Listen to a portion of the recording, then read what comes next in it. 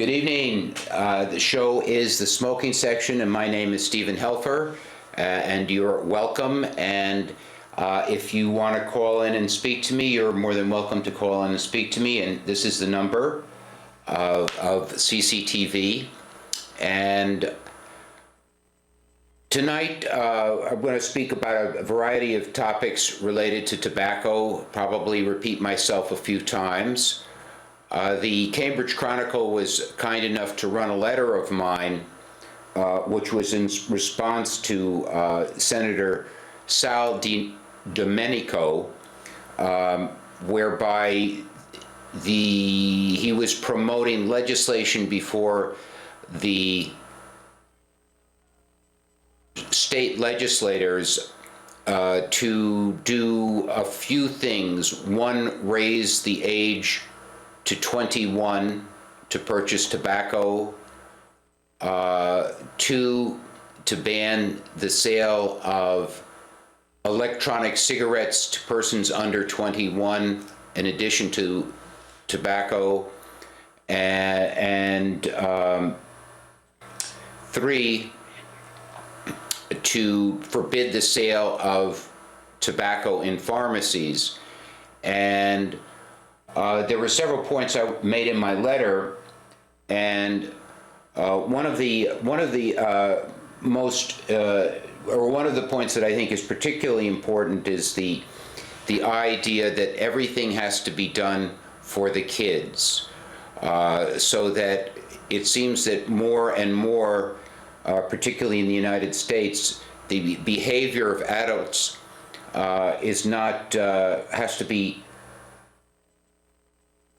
determined what one can do and one cannot do on the effect that it may influence the youth. And it seems to me that this is a pretty slippery slope. I mean, what's the point of becoming an adult if everything you do is judged by how a teenager or a younger person might see it? And somehow smoking, which seems to be of primary importance to many people, particularly legislators and in the tobacco control movement, is something that means that we can't smoke outside, and that baseball players can't chew tobacco. And the sad thing is that none of these things really pose a danger to youth. Tobacco is something that only after 40 or 50 years of use, then and only then begins to elevate the risks of certain diseases, whereas young people in this country and elsewhere face dangers that will take their lives before the age of 30. Even the most zealous anti-smokers can't point to statistics where young people are dying of tobacco. According to their statistics, and of course these are all based on the idea that just about anybody who smokes and gets any disease, thereby the disease is caused by tobacco, those people all seem to die in their 70s or 80s even, or late 60s at the earliest. Whereas every day we're reading about accidents often fueled by alcohol, either automobile crashes or young people drowning. In the city of Boston, they get drunk at a bar and they walk off a pier, or some fraternity pledge falls off a building. And of course, in places particularly like Detroit and Chicago, young black men are shooting each other every night. I think Chicago's having a record, in Detroit, record number of deaths, Baltimore also. And then, of course, homicide and suicide take the lives, homicide I've mentioned, but suicide take the lives of young people. And of course, the 1,500 people who died of drug overdoses last year in Massachusetts My guess is that most of them were under the age of 30.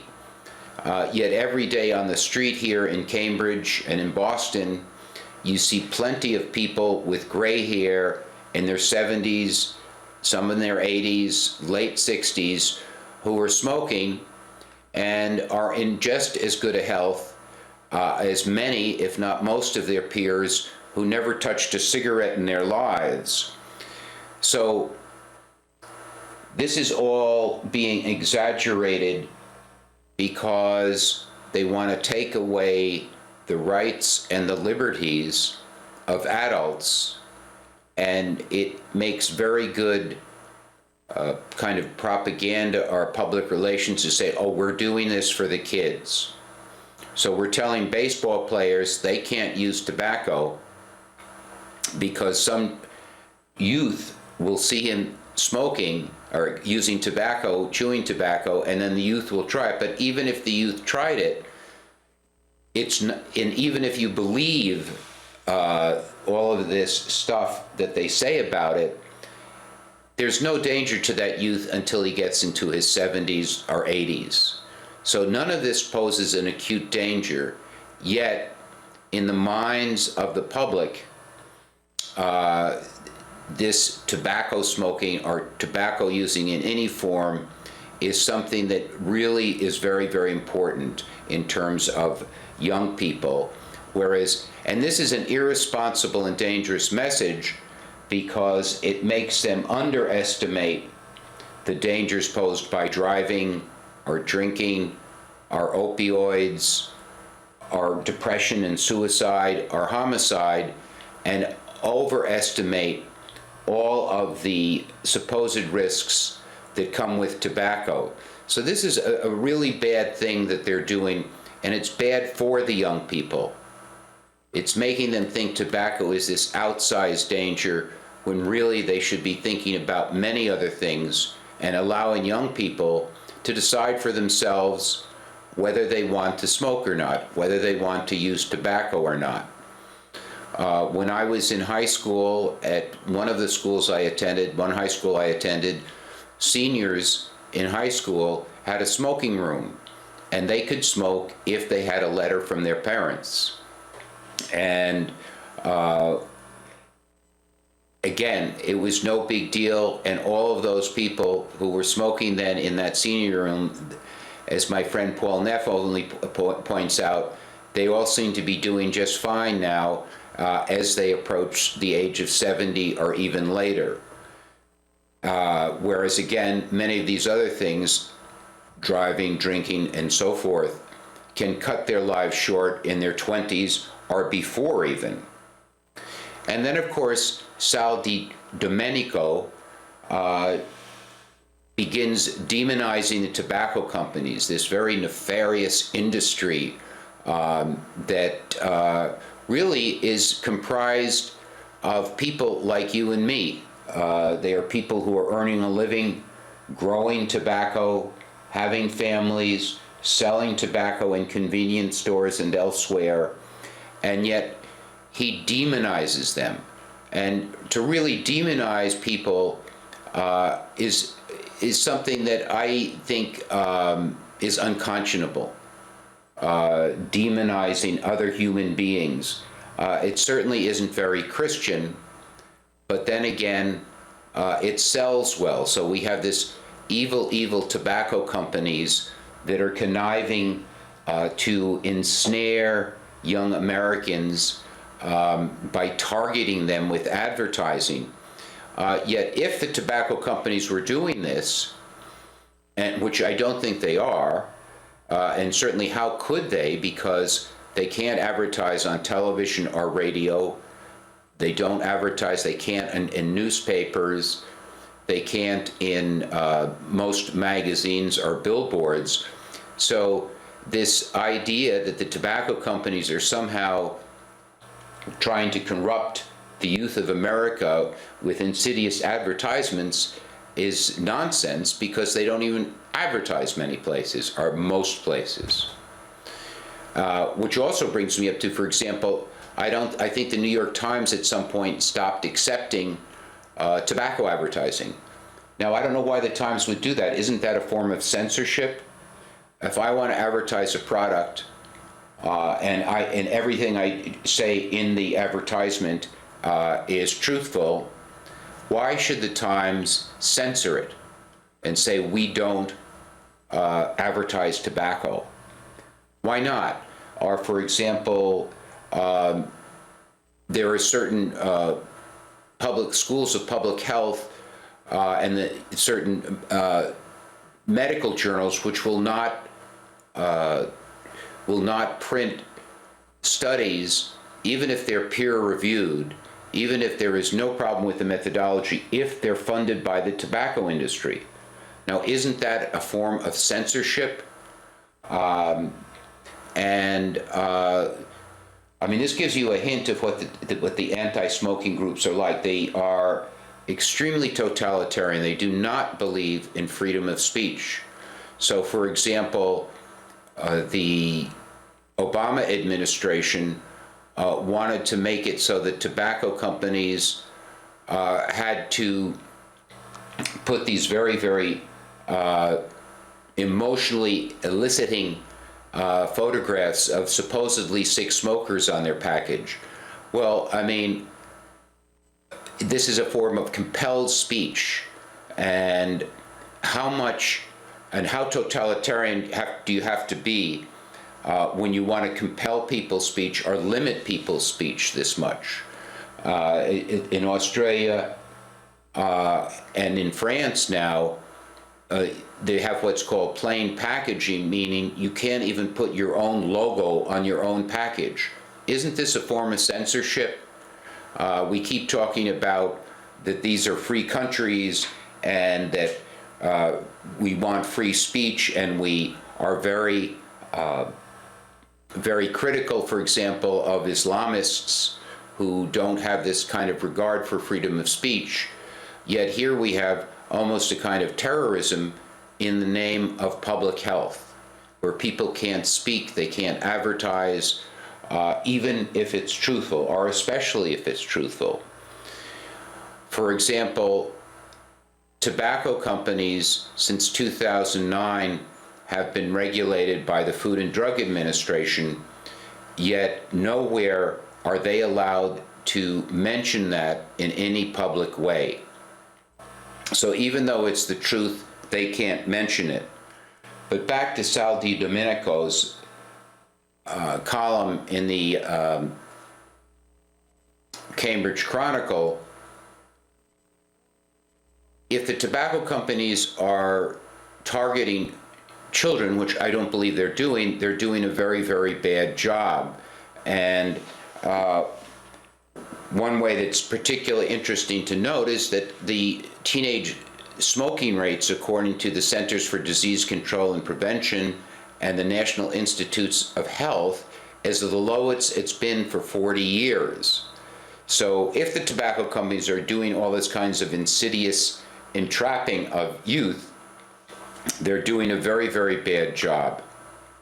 And for example, marijuana, it's well known, and all of the surveys indicate that more young people are smoking marijuana, for which there is zero targeting. So, it doesn't make sense. There's no advertising for marijuana, yet young people are smoking marijuana in record numbers and believing marijuana is perfectly safe, yet cigarettes are at an all-time low. So there's just some really big factual errors in this column by Sal DiDomenico, who is a state senator. And also, one thing that is often used to foment animosity towards smokers is this idea that smokers are somehow costing their fellow citizens money, because somehow we get sick, for example, and non-smokers don't get sick. Well, there's been a lot of independent research which shows as far back as 1992 that smokers were more than paying their way, that the tax rate, which in 1992 was a small fraction of today's, even then any kind of cost that smoking supposedly added was more than covered by the tobacco taxes. And then in addition, if you go to any hospital anywhere in Massachusetts, you will find them filled with non-smokers. And the smoking rate has been cut down by about 50%, yet where is this windfall? Supposedly, if we reduce the smoking rate, medical costs would go down. The state would have to be spending less on medical care, yet medical costs in the last 20 years, at the same time the smoking rate has decreased, medical costs have increased tremendously. But of course, legislators and anti-smokers will never admit that because they always want to add more taxes, and therefore they keep repeating these lies. And so as a result, Americans right now are smokers in Massachusetts right now are contributing $1 billion, close to $1 billion to the state revenue, which non-smokers don't pay a penny of. And all of this kind of goes to what is called a moral panic. And this is a sociological expression that was used began to be used in the 1960s, where there's almost a kind of perfect storm to attack and demonize the tobacco industry and smokers and other businesses which depend upon them. And it's a very popular kind of thing because the mass media has a tendency, a natural tendency, almost journalists have a tendency to believe stories that they find more interesting. And of course, the population itself likes to read these stories, about nefarious tobacco industry and how this weed, this plant, tobacco, which has been around for thousands of years in the New World and has been enjoyed in the Western world for 400 years, is somehow a viper at our breast. And that if we can just eradicate this viper, we will somehow have this world where everybody will be healthy. And it's interesting because people think smoking is not natural, yet it's more unnatural to be a non-smoker.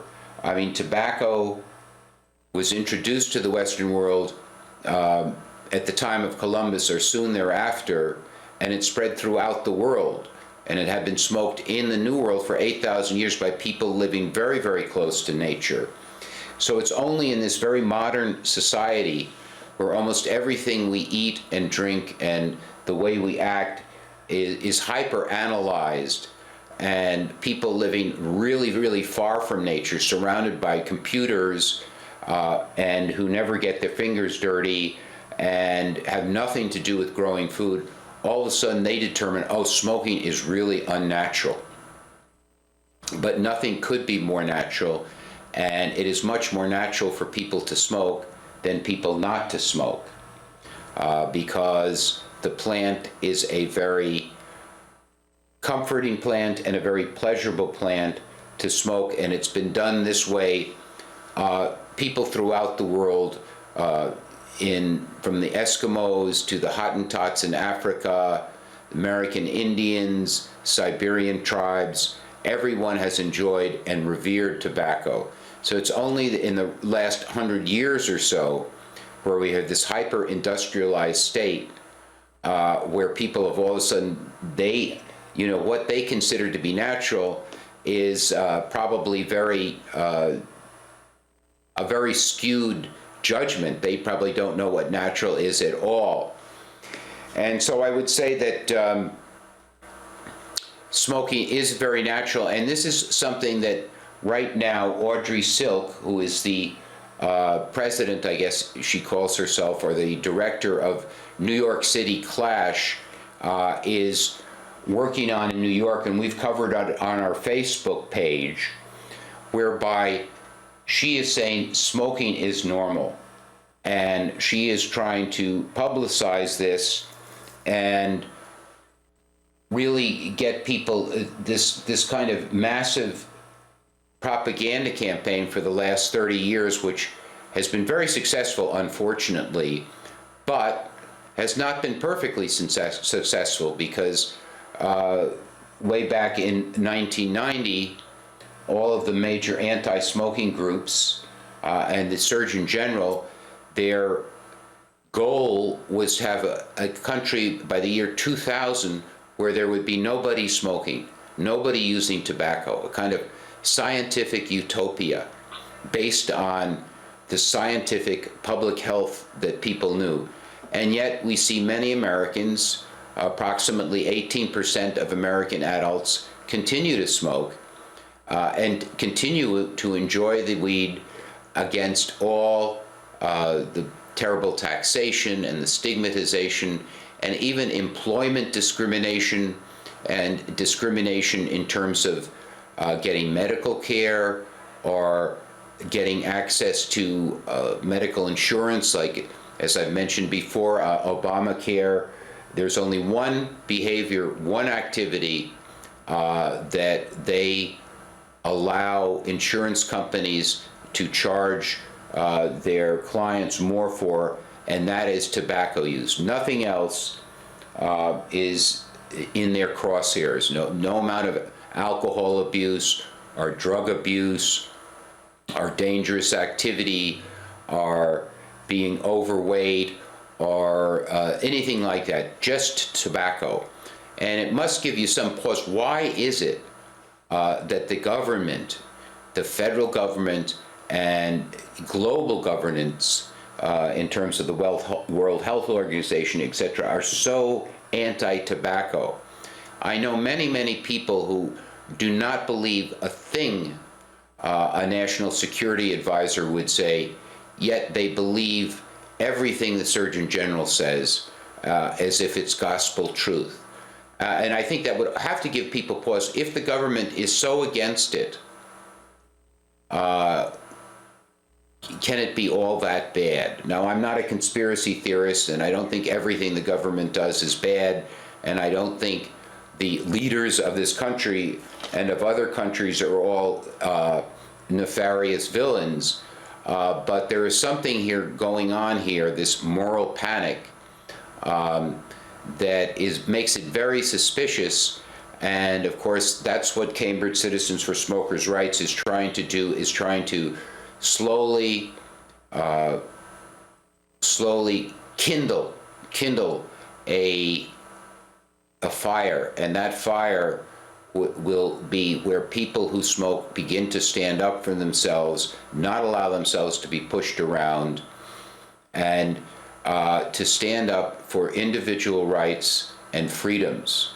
And there is nothing where the government has not imposed itself more and done its best to beat down the individual rights and freedoms associated with the use of tobacco, the plant that has been in the New World, used in the New World, revered in the New World for 8,000 years.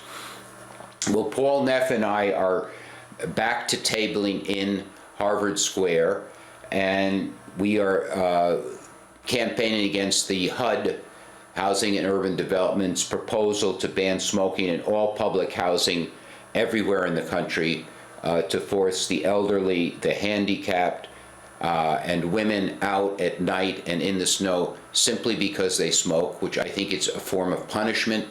I don't think it's there to protect anybody from the great toxicity of supposed of secondhand smoke. I think it's merely a form of punishment for people who are not conforming to this contrived and enforced public health norm.